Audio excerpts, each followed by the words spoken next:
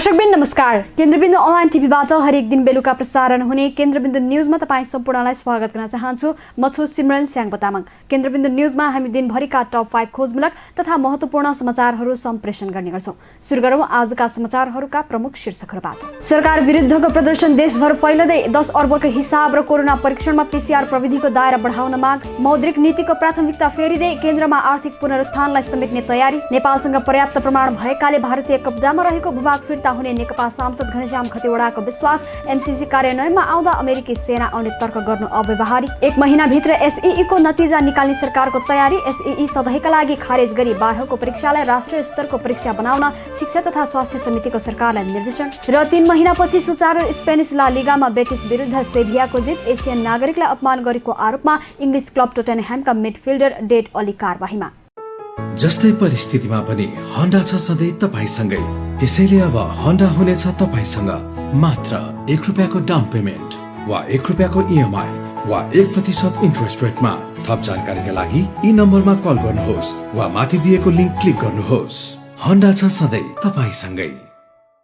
आफू पनि बचाऊ, अरूलाई पनि बचाऊ। आजै नेपाल लाइफमा जीवन बिमा गरौँ।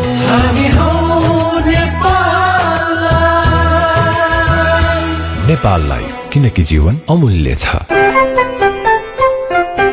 बुलेटिन सुरु गरौं कोरोना भाइरस सम्बन्धी अपडेटबाट। भाइरसको संक्रमणबाट विश्वभर मृत्यु हुनेको संख्या 4,24,000 नाघेको छ। त्यस्तै विश्वभर 76,62,000 भन्दा बढी संक्रमित भएका छन् भने 38,62,000 भन्दा बढी निको भएर घर फर्किएका छन्। यता नेपालमा भने कोरोना भाइरसको संक्रमणबाट थप 1 जना सहित 16 जनाको मृत्यु भएको छ। त्यस्तै पछिल्लो 24 घण्टामा 448 जना नयाँ संक्रमित थपिएका छन्। यससँगै नेपालमा हालसम्म कोरोना संक्रमण पुष्टि हुनेको संख्या 5,062 पुगेको छ। अब सुरु गरौं आजको बुलेटिन। कोरोना भाइरसको प्रभावका कारण 3 महिनाबाट रोकिएको स्पेनिस ला लिगा पुनः सुचारू भएको छ। गत मार्च 10 पछि पहिलो पटक गैराती भएको खेलमा बेटिस विरुद्ध सेभियाले 2-0 को जित निकालेको हो। त्यस्तै ला लिगा अन्तर्गत आज ग्रानाडा र गेटाफे तथा भ्यालेन्सिया र लेभान्टे बीच प्रतिस्पर्धा हुनेछ। हेरौं पूरा समाचार। कोरोना भाइरस महामारीको प्रभावपछि 3 महिना स्थगित भएर सुरु भएको स्पेनिस लालिगामा सेभियाले विजयी सुरुवात गरेको छ। गैराती भएको लालिगा खेलमा सेभियाले रियल बेटिसलाई 2-0 ले पराजित गरेको हो। ऐतिहासिक ग्रान्ड डर्बीको रूपमा चर्चित खेल क्लोज डोरमा सम्पन्न भएको थियो। घरेलु मैदान स्टाडियो रामोनो सान्चेज पिजोनमा सेभियाका लागि लुकास ओकम्पास र फर्नाडोले 1-1 गोल गर्दै सेभियाले खेलमा अग्रता लिएको थियो। खेलको 56औं मिनेटमा लुकास ओकम्पासले पेनाल्टी मार्फत पहिलो गोल गरेका थिए भने 62औं मिनेटमा फर्नाडोले सेभियाका लागि दोस्रो गोल गरेका थिए। जितपछि 28 खेलबाट 50 अङ्क जोडेको सेभिया तेस्रो स्थानमै रहेको छ। शीर्ष 4 मा रहेर अर्को सिजन च्याम्पियन्स लिगमा छनौट हुने योजनामा रहेको सेभिया चौथो स्थानको रियल सोसिडाड भन्दा 4 अङ्कले अघि छ। बेटिस 28 खेलबाट 33 अङ्कसहित 12औं स्थानमा छ। यता इंग्लिश क्लब टोटनह्यामका मिडफिल्डर डेल अलीलाई फुटबल एसोसिएसनले 1 खेलको प्रतिबन्ध लगाएको छ। दलले सामाजिक सञ्जालमा कोरोना भाइरस कोभिड-19 का बारेमा गरेको एक पोस्टलाई लिएर कारबाही गरिएको बताइएको छ।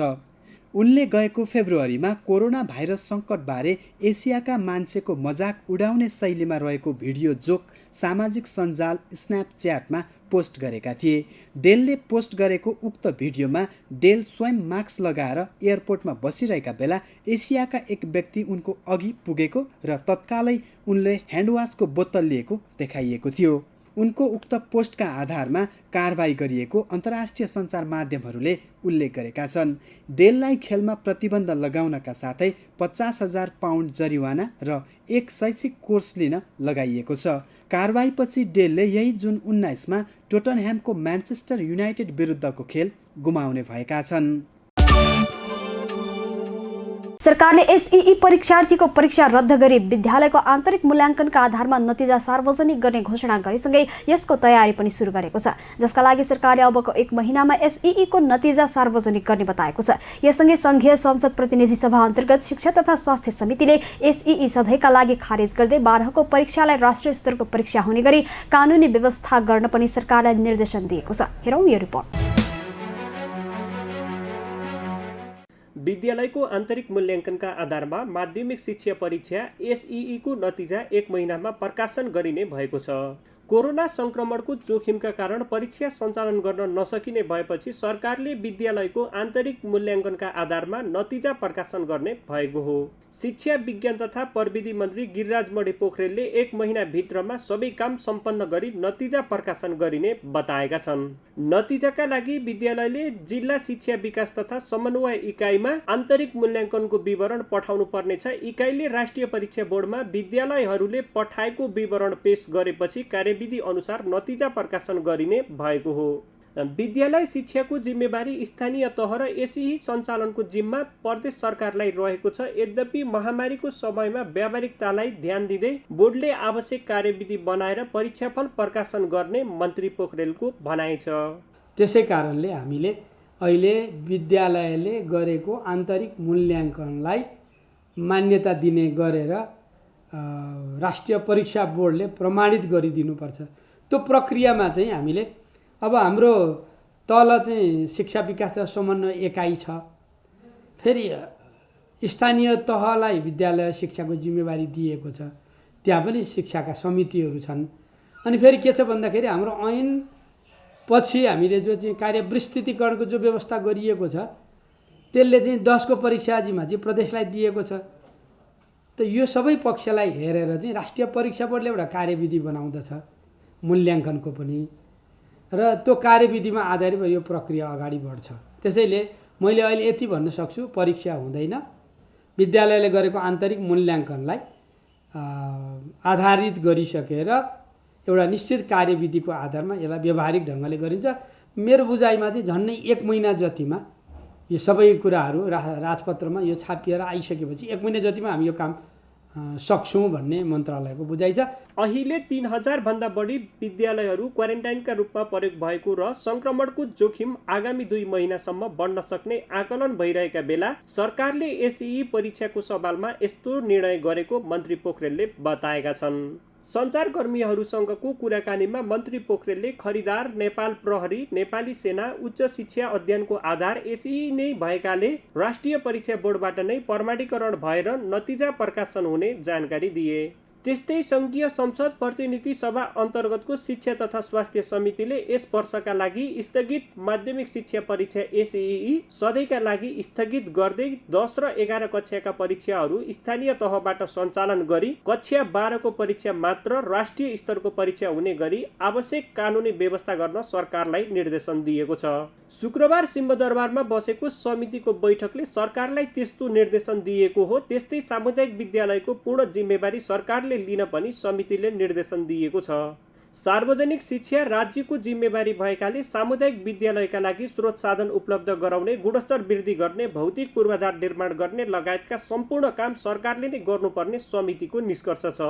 समिति सभापति जयपुरी घरदीले एसईईको नतिजा विद्यालयको आन्तरिक मूल्याङ्कनका आधारमा प्रकाशन गर्ने सरकारको निर्णयलाई स्वागत योग्य भएको बताएकी छिन्। नेकपा सांसद घनश्याम खतिवडाले ऐतिहासिक तथ्य र प्रमाणका आधारमा लिपियाधुरा, लिपुलेक र कालापानी नेपालको भएकाले भारतीय पक्षले उक्त भूमि छोड्नुपर्ने बताएका छन्। साथै समाजवादी पार्टीकी सांसद सरिता गिरीले संविधान संशोधन विधेयकका विरुद्धमा संशोधन प्रस्ताव दर्ता गरेर राष्ट्रियता विरोधी काम गरेको बताए। अमेरिकी सहयोग एमसीसी कार्यान्वयनमा आउँदा अमेरिकी सेना आउने तर्क गर्नु अव्यावहारिक भएको उनको भनाइ छ। प्रस्तुत छ यसै विषयमा तयार पारिएको यो रिपोर्ट। सत्तारूढ दल नेपाल कम्युनिस्ट पार्टी नेकपा मोरङ क्षेत्र नम्बर 1 का सांसद घनश्याम खतिवडाले नेपालको 1 इन्च भूमि पनि छोड्न नसकिने बताएका छन्। केन्द्रबिन्दु अनलाइनसँग विशेष अन्तर्वार्ता दिँदै सांसद खतिवडाले 1 इन्च भूमि पनि छोड्न नसकिने बताएका हुन्। ऐतिहासिक तथ्य र प्रमाणका आधारमा लिम्पियाधुरा, लिपुलेख र कालापानी नेपाली भूमि भएको स्पष्ट भएकाले 1 इन्च माटो पनि छोड्न नसकिने उनको भनाइ छ। तर नेपालको भूभाग 1 इन्च पनि हामी अब छोड्न तयार छैनौँ। काला पानीबाट भारतीय सेना गो ब्याक, त्यो नेपाल हो। नेपालले आफ्नो भूमि हामी प्रयोग गर्छौँ। विगतमा जस्तै भारतीय पक्षले नेपाललाई ठेलठाल गरेर जित्न सक्छु भन्ने सोच राखेको भए उसको लागि त्यो ठुलो दुर्भाग्य हुने उनको भनाइ छ। सरकारले नयाँ नक्सा जारी गरेपछि संविधान संशोधन विधेयक पनि सर्वसहमतिले अगाडि बढेको अवस्थामा नेपाली भूमि फिर्ता हुनेमा ढुक्क भएको उनको भनाइ छ। विक्रम सम्वत 2018 सालमा जनगणना गर्ने भैरव रिसाल जीवितै हुनु, विभिन्न समयमा भएको जनगणना, नेपाल सरकारलाई तिरो तिरेका प्रमाणहरू तथा सुगौली सन्धिमा स्पष्ट रूपमा नेपाली भूमि भएको लेखिएकाले लामो समयदेखि भारतीय कब्जामा रहेको भूमि फिर्ता हुने उनको भनाइ छ। त्यस्तै सांसद खतिवडाले फरक प्रसङ्गमा सर्वसहमतिले संविधान संशोधन पारित गर्ने निर्णय भएको अवस्थामा तत्कालीन समाजवादीकी सांसद सरिता गिरीले संशोधनका विरुद्धमा प्रस्ताव दर्ता गराउनुलाई राष्ट्रियता विरोधी काम भएको आरोप लगाएका छन्। लामो समयदेखि भारतीयको कब्जामा रहेको भूमि फिर्ता ल्याउने सरकारको कदमको विरुद्ध जाने जो कसैलाई घृणा गर्ने सांसद खतिवडाको भनाइ छ। बिल्कुल अराजकता हो। उहाँको दलले पनि उहाँलाई त्यो फिर्ता लिनका लागि सूचना गरेको कुरा मैले विभिन्न सञ्चार माध्यमहरूमा, सामाजिक सञ्जालहरूमा मैले देखेँ। त्यो उहाँको अराजकता हो र अराजकता मात्रै होइन, उहाँको राष्ट्रप्रतिको गैर जिम्मेवारपन हो र म त्यस्ता चिजलाई घृणा गर्छु, निन्दा गर्छु। त्यस्तै सांसद खतिवडाले अमेरिकी सहयोग नियोग एमसीसी सम्झौता कार्यान्वयन गर्न नहुने कुनै कारण आफूले नदेखेको बताएका छन्। एमसीसी सम्झौतामा उल्लेख गरिएको अन्तर्देशीय प्रसारण लाइन र बाटो निर्माण गर्दा अमेरिकी सैनिक कसरी आउँछ भन्ने आफूले बुझ्न नसकेको सांसद खतिवडाको भनाइ छ। अङ्ग्रेजी पनि राखौँ, दुईटै भर्सनको पढ्दाखेरि पनि त्यो बिजुलीको तार टाङ्ने कुरा र रोड बनाउने कुराबाट कहाँबाट भारतीय के अरे त्यो अमेरिकी सेना त्यहाँ आउँछ मैले देखिरहेको छैन त्यहाँ। त्यसले गर्दाखेरि एमसीसी भित्र राष्ट्रघाती बुँदा कुन हो त्यो बुँदालाई पहिचान गरेर संशोधन गरौँ न। अहिले पनि विगतमा अरूढ तेस्रो जलविद्युत आयोजनालाई अनावश्यक रूपमा गिजोल्दा नेपालीले धोका पाएको भन्दै अहिले एमसीसी सम्झौता असफल बनाएर पुनः धोका खान नहुने सांसद खतिवडाको तर्क छ। राष्ट्र बैंकले नयाँ मौद्रिक नीतिका लागि सुझाव सङ्कलन सुरु गरेको छ। सुझावसँगै कोरोना भाइरसका कारण अर्थतन्त्रमा परेको प्रभावलाई मध्यनजर गर्दै राष्ट्र बैंकले नयाँ मौद्रिक नीतिमा प्राथमिकताको क्षेत्र परिवर्तन गर्ने देखिएको छ। नयाँ नीतिमा आर्थिक पुनरुत्थानको विषयलाई केन्द्रमा राख्ने राष्ट्र बैंकले जनाएको छ। हेरौँ यसै सन्दर्भमा तयार पारिएको यो रिपोर्ट। विश्वव्यापी रूपमा फैलिएको कोरोना भाइरसका कारण आर्थिक वर्ष 2077-78 को मौद्रिक नीतिका प्राथमिकता फेरिने भएका छन्। कोरोनाका कारण विश्वका विभिन्न मुलुकसँगै नेपालको अर्थतन्त्रमा पनि प्रभाव परेपछि राष्ट्र बैंकले मौद्रिक नीति मार्फत आर्थिक पुनरुत्थानलाई केन्द्रमा राख्ने भएको छ। यसपालिको मौद्रिक नीति वैदेशिक रोजगारीबाट फर्केका कामदार र साना तथा मझौला उद्योग व्यवसायलाई उत्थान गर्ने किसिमले आउन सक्ने राष्ट्र बैंकले जनाएको छ। त्यसैगरी आयातलाई कम गरी व्यापार घाटा न्यूनीकरण गर्न, कृषि क्षेत्रमा प्रवाह हुने कर्जा बढाउने, त्यसलाई प्रभावकारी बनाउने, रोजगार बढाउन, पर्यटन क्षेत्र लगायत विषय प्राथमिकताको केन्द्रबिन्दुमा रहने राष्ट्र बैंकका प्रवक्ता डाक्टर गुणाकर भट्टले बताए। रोजगारी सिर्जना गर्ने विषयमा मौद्रिक नीतिले के ल्याउँछ भन्ने यकिन नभए पनि त्यसैलाई सहयोग पुग्ने गरी मौद्रिक नीति आउने डाक्टर भट्टको भनाइ छ।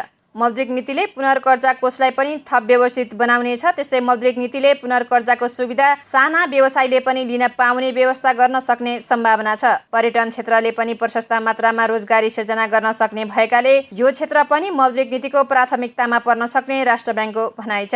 हालसम्म प्रभाव भइरहेका सहुलियत दरका कर्जा प्रभावकारी नभए पनि अब भने प्रभावकारी रूपमा प्रभाव हुने राष्ट्र बैंकले जनाएको छ। अहिले वाणिज्य बैंकका हरेक शाखाले 10 जनालाई अनिवार्य रूपमा सहुलियत कर्जा दिनुपर्ने व्यवस्था बजेटले गरेको छ। यसले पनि सहुलियत कर्जालाई थप बलियो बनाउने राष्ट्र बैंकको भनाइ छ। कोरोनाका कारण साना र मझौला उद्योगी व्यवसायलाई निकै समस्या परेको छ। व्यवसायीहरूको मुख्य समस्या भनेको तरलताको कमी नै हो। त्यसैमाथि बैंक तथा वित्तीय संस्थाहरूले साना तथा मझौला उद्योगहरूमा लगानी गर्न पनि त्यति चासो राख्दैनन्। यी व्यवसायीलाई उद्योग सञ्चालन गर्न तरलताको व्यवस्था गर्ने लगायतका व्यवस्था मौद्रिक नीतिमा आउने सम्भावना रहेको राष्ट्र बैंकले जनाएको छ। ठूला व्यवसायलाई राहत दिने गरी ऋणमा सहुलियत लगायतका व्यवस्थाहरू मौद्रिक नीतिले ल्याउने देखिन्छ। तर राष्ट्र बैंकले अहिले मौद्रिक नीतिका लागि सुझाव सङ्कलन गरिरहेको छ। मौद्रिक नीतिका विषयमा राष्ट्र बैंकमा कुनै छलफल भएको छैन। विभिन्न क्षेत्रबाट सुझाव आएपछि मात्रै राष्ट्र बैंकले ती सुझावमाथि छलफल गरी मौद्रिक नीति तयार गर्नेछ। केन्द्रबिन्दुका लागि कमला अर्यालको रिपोर्ट। केन्द्रबिन्दु न्युजमा अब आजको टप 1 न्युजको पालो। कोरोना भाइरस संक्रमणको रोकथाम तथा नियन्त्रणका लागि सरकारले चालेको कदम प्रभावकारी नभएको भन्दै प्रदर्शन सुरु भएको छ। गत मङ्गलबार काठमाडौँबाट सुरु भएको प्रदर्शन शुक्रबारसम्म आइपुग्दा 45 जिल्लामा पुगेको छ। संयोगको संख्यामा उपस्थित प्रदर्शनकारीहरूले आरटीटी परीक्षण स्थगित गरी पीसीआर परीक्षणको दायरा बढाउन र कोरोना नियन्त्रणका लागि सरकारले गरेको 10 अर्ब रुपैयाँको खर्च विवरण सार्वजनिक गर्न माग गरेका छन्। कतिपयले यो प्रदर्शनलाई प्रायोजित पनि भनिरहेका छन्। प्रस्तुत छ यसै विषयमा तयार पारिएको यो रिपोर्ट। यति बेला कोरोना भाइरस संक्रमणको व्यवस्थापन र नयाँ नक्साका लागि संविधान संशोधनको विषय हटकेक बनिरहेको छ। यति बेला कोरोना भाइरस संक्रमणको व्यवस्थापन र नयाँ नक्साको लागि संविधान संशोधनको विषय हटकेक बनिरहेको छ। तर यति नै बेला सरकार विरुद्ध अप्रत्याशित प्रदर्शन सुरु भएको छ। गत मङ्गलबारदेखि सुरु भएको प्रदर्शन काठमाडौँ, पोखरा, चितवन, विराटनगर, धरान, वीरगञ्ज लगायत करिब 30 ठाउँमा फैलिएका छन्। तर यसका आयोजक को हुन् भन्ने विषय अझै खुलेको छैन। कतिपयले स्वतस्फूर्त भनिरहेका छन् भने कतिपयले परिचालित समूह भनिरहेका छन्। प्रदर्शनकारीको मुख्य 2 माग छन्। पहिलो माग 10 अर्बको हिसाब किताब बुझाऊ, दोस्रो माग पीसीआर टेस्ट बढाऊ। कोरोना भाइरस संक्रमितको संख्या बढिरहेका बखत सरकारले पीसीआर भन्दा आरटीटीलाई जोड दिएको छ। क्वारेन्टाइन र आइसोलेसनको सही व्यवस्थापन र उपचार नहुँदा अकालमा बिरामीको मृत्यु भएका छन्। यावत कारणबीच 10 अर्बको खर्च भएको विवरण सार्वजनिक भएपछि विरोधको स्वर थप बुलन्द बनेको हो। यो प्रदर्शनमा प्रतिपक्षी भारत र राजावादीहरूको हात रहेको पनि धेरैको अड्कल छ। उनीहरूले जे जस्तो आशंका गरे पनि बाहिर देखिएको वास्तविकता यति हो। तर यो प्रत्याशित प्रदर्शन सोचनीय बनेछ। बिहीबारको प्रदर्शनका विषयमा भारतीय सञ्चार माध्यमहरूले प्रसारण गरेको टीका टिप्पणीले पनि प्रदर्शनकारीमाथि आशंका जन्मिएको छ। राष्ट्रियताको सवालमा एकजुट हुनुपर्ने बेलामा भएको यो प्रदर्शनले माग सकारात्मक भए पनि नकारात्मक सन्देश प्रभाव भइरहेको छ। यसले राष्ट्रियताको सवाल कमजोर बनाउने पक्का छ। कतिपयले आशंका गरे जस्तै सरकार र व्यवस्था फेरबदलका लागि प्रदर्शन भएको हो भने यो समयमा त्यो माग पनि उचित पक्कै होइन। तर यो प्रदर्शनलाई सरकारले ख्यालठट्टा सम्झिनु भूल हुन्छ। प्रदर्शनकारीमाथि लाठीचार्ज, पानीको फोहरा र गालीगलौज आरोप र आशंका होइन, माग सम्बोधन जरुरी छ। उनीहरूको माग सामान्य छन् जुन अत्यावश्यक पनि छन्। आरटीटी परीक्षण विश्व समुदायले नै निषेध गरेको प्रविधि हो। त्यसकारण यसलाई बन्द गरी पीसीआर परीक्षणको दायरा वृद्धि गर्नुपर्छ। जहाँसम्म 10 अर्बको हिसाब किताबको प्रसङ्ग छ त्यस सम्बन्धमा सरकारले विस्तृत विवरण सार्वजनिक गर्न जरुरी छ।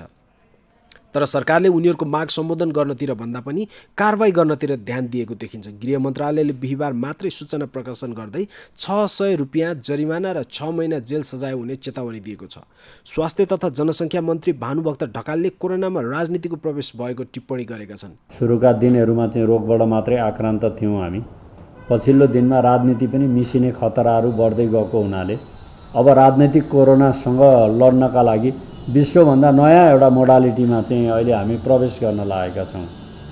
अन्त कुनै पनि देशमा यो राजनैतिक नेतृत्वको विषय वा सरकारको आलोचनाको कुरो भन्दा पनि मूलभूत रूपमा कोरोनाका विरुद्ध कसरी लड्न सकिन्छ भन्ने हिसाबले नै व्यक्तिहरू, पार्टीहरू, नागरिक समाजदेखि सबैको सहयोग थियो। तर हाम्रोमा त्यो अहिले पछिल्लो 1 दिन 2 दिनका गतिविधिहरू हेर्दाखेरि त्यसमा चाहिँ अब राजनीति प्रवेश गर्ने। यस्तो टिप्पणीले थप युवाहरूको रगत झनै उम्लिनेछन्। स्मरण होस्, गत मङ्गलबारको प्रदर्शनमा प्रहरीले धरपकड गरेपछि प्रदर्शनकारीको सङ्ख्या मात्रै थपिएका छैनन्, प्रदर्शन स्थल र उनीहरूको आवेग र आक्रोश पनि चुलिएका छन्। बिहीबारको धरपकड र गृह मन्त्रालयको सूचनापछि युवाहरू थप आक्रोशित भएका छन्। भीषण डढेलो सलाइको सानो काँटीबाटै सुरु हुने हो, तसर्थ युवाहरूको यो आवाजलाई तत्काल सम्बोधन गर्नु नै बुद्धिमानी हुन्छ। केन्द्रबिन्दुका लागि रामजी बलामीको रिपोर्ट। यतिन्जेल केन्द्रबिन्दु न्युज हेरिदिनु भएकोमा तपाईँ सम्पूर्णलाई धेरै धेरै धन्यवाद। भोलि पुनः यही समयमा आउने बाचा गर्दै छुटिन चाहन्छौँ। नमस्ते। केन्द्रबिन्दु न्युज हेर्दै गर्नुहोला र नयाँ अपडेटका लागि केन्द्रबिन्दु च्यानललाई लाइक, कमेन्ट र सब्सक्राइब गर्नका साथसाथै www.kendrabindu.com पनि हेर्दै गर्नुहोला।